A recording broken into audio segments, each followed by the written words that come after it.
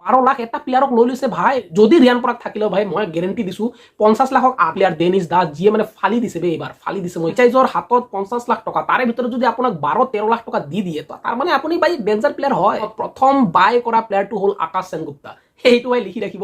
মোৰ মতে এডিআইডি কুৱেশ্যন আহি যাব পাৰে ভাই। যোনে আপোনালোকে চেনেলটো ছাবস্ক্ৰাইব কৰিব, কিন্তু ছাবস্ক্ৰাইব কৰি থব। মই বাৰ বাৰ আপোনাক ৰিকুৱেষ্ট কৰি আছো, কাৰণ ছাবস্ক্ৰাইব কৰিলে আপুনি পাই যাব ন নটিফিকেশ্যনটো, আপুনি ক্লিক কৰি থৈ দিব, এইটো আহি যাব ন। ডিটেইলছটো মইতো দিয়ে থাকিম আপোনালোকক, আৰু সম্পূৰ্ণ ভাই মজেদাৰ হ'ব। এনেকা নহয় যে মানে আল বাল নহয় আৰু বাবাল হ'ব আৰু। মা কচম কৈছো বে, কৈছো এইবাৰ কিন্তু ফালি দিব বে, এইবাৰ ফালি দিব। এপিএল যি হিচাপত যাই আছে নহয়, যি হিচাপত যাই আছে ফালি দিব এইবাৰ।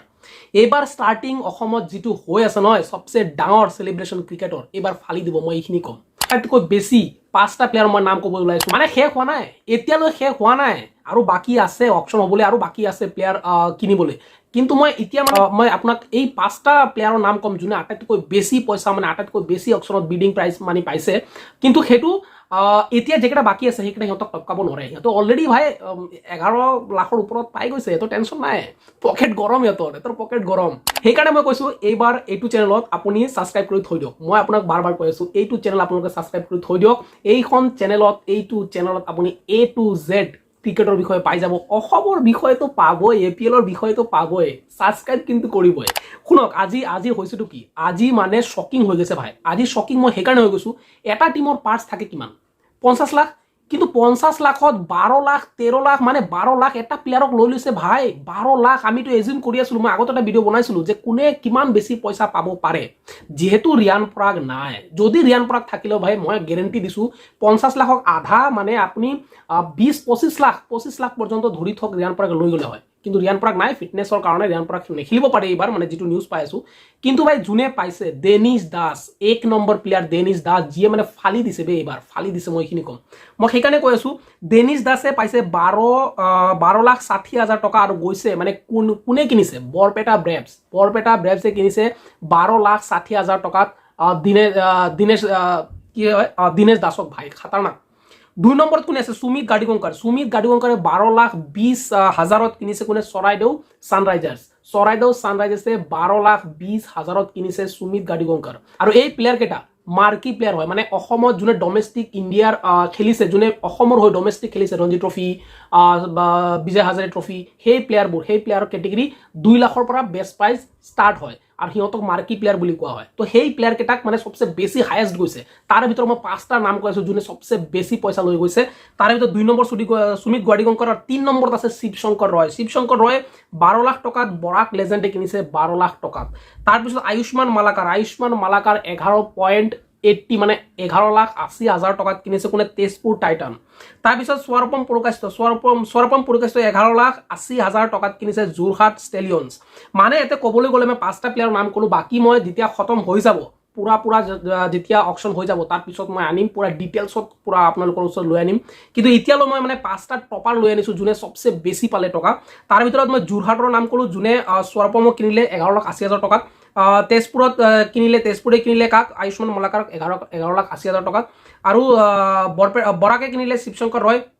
মানে আটাইতকৈ বেছি যদি কওঁ নহয় তো ডেনিছ দাস 12,80,000 টকা, 12,60,000 টকা পাই। ধেমালি নহয় ইয়াৰ, মানে ধেমালি নহয়। আপুনি যিমানে যি কৈ লওক, অসম ক্ৰিকেটৰ ষ্টাৰ্টিং কৰিছে মাত্ৰ আসাম প্ৰিমিয়াৰ লীগ, সেইটো মাত্ৰ ষ্টাৰ্টিং। এটা ফ্ৰেঞ্চাইজৰ হাতত 50 লাখ টকা, তাৰে ভিতৰত যদি আপোনাক 12-13 লাখ টকা দি দিয়ে, তাৰ মানে আপুনি ভাই ডেঞ্জাৰ প্লেয়াৰ হয়, মানে আপুনি খাতাৰনাক হয়, এইটো মানি লওক, মানে ডেঞ্জাৰাছ হয়। তাৰপিছত আৰু যদি মই এটা মোক শ্বক লাগিছে, এটা মই মানে অলপমান মই শ্বক হৈ গৈছো, আৰু সেইটো হৈছে মুখতাৰ হুছেইনক ভাই যেতিয়া বিডিং কৰিব ওলাইছিল, মানে যেতিয়া নামটো মাতিছে ভাই, তাক কোনো কিনোতা মানুহ নাই, মানে তাৰ কাৰণে কোনো বিডিঙে কৰা নাছিল বে। বহুত টাইমলৈকে তাক কোনো কিনাই নাছিলে, মই সেইটো আচলতে ভাবো। তাৰপিছত যেহেতু কিনিছে, গুৱাহাটী ৰয়েলছে কিনিছে 3,20,000 টকাত কিনিছে, কিন্তু মই শ্বক আছিলো যে তাক কিনিব লাগিছিল ভাই, ভাল বলাৰ হয়, কিন্তু তাক মানে কোনো কিনা নাই। মই সেইটো মানে কিনিছে, মানে বিডিংটো তাৰ বেছি প্ৰাইজ মানি হোৱা নাই, মানে চৰি প্ৰাইজ নহয়, মানে মই কৈছো তাৰ পইচাটো ইমান টকাত যোৱা নাই, সি 3,20,000 টকাত গৈছে। কিন্তু ইয়াৰ প্ৰথমতো তাৰ কাৰণে বিডিং কোনে কৰাই নাছিল, মই এইটো শ্বক হৈ গৈছো। তাৰপিছত কিন্তু মইতো ভাবিছিলো আনচৰলৈ যায় নেকি, বাট ঠিক আছে। মই এতিয়ালৈ 5টা প্লেয়াৰৰ নাম ক'লো আপোনালোকক। প্ৰথম প্লেয়াৰ, এপিএলৰ প্ৰথম অকশ্যনত প্ৰথম বাই কৰা প্লেয়াৰটো হ'ল আকাশ সেনগুপ্তা, সেইটো ভাই লিখি ৰাখিব। মোৰ মতেতো এডিআইডি কুৱেশ্যন আহি যাব পাৰে ভাই। যোনে গভৰ্ণমেণ্ট এক্সাম দি আছে নহয়, সেইটো কিন্তু জানি ল'বা যে অসমৰ প্ৰথম এপিএলৰ ফাৰ্ষ্ট প্লেয়াৰ কোন আছিল।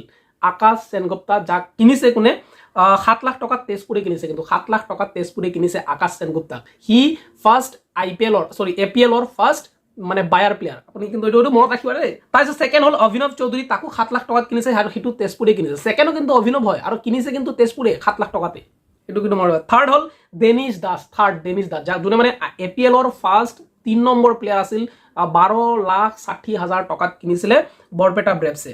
তাৰপিছত চতুৰ্থটো প্লেয়াৰটো হ'ল ৰোহিনন্দন পেগু, আৰু এইটো 2,80,000 টকাত নগাঁও ৰেঞ্জাৰে কিনিছে। মানে এইকেইটা আছিলে প্ৰথম, দ্বিতীয়, তৃতীয়, চতুৰ্থত, সেই চিষ্টেমত মই কৈছোঁ নামকেইটা। বাকী ডিটেইলছত আপোনালোকে পাই যাব, কোনো ডাঙৰ কথা নহয়। মানে সন্ধিয়াত মানে আবেলি মানে মোটামুটি যেতিয়া শেষ হ'ব আৰু মানে শেষ যেতিয়া হ'ব অকশ্যনটো, মই আহি যাম ডিটেইলছত। কিন্তু আপোনালোকে চেনেলটো ছাবস্ক্ৰাইব কৰিব, কিন্তু ছাবস্ক্ৰাইব কৰি থ'ব, মই বাৰ বাৰ আপোনাৰ ৰিকুৱেষ্ট কৰি আছোঁ, কাৰণ ছাবস্ক্ৰাইব কৰিলে আপুনি পাই যাব ন, নটিফিকেশ্যনটো আপুনি ক্লিক কৰি থৈ দিব, এইটো আহি যাব ন। তো সেইকাৰণে আপোনালোকে ছাবস্ক্ৰাইব কৰিব, আৰু ডিটেইলছটো মইতো দিয়ে থাকিম আপোনালোকক। আৰু সম্পূৰ্ণ ভাই মজেদাৰ হ'ব, এনেকুৱা নহয় যে মানে আল বাল নহয় আৰু বাবাল হ'ব আৰু, কিন্তু আপোনালোকে এইটো ছাবস্ক্ৰাইব কৰিব খালি, এইখিনিয়ে ক'ম।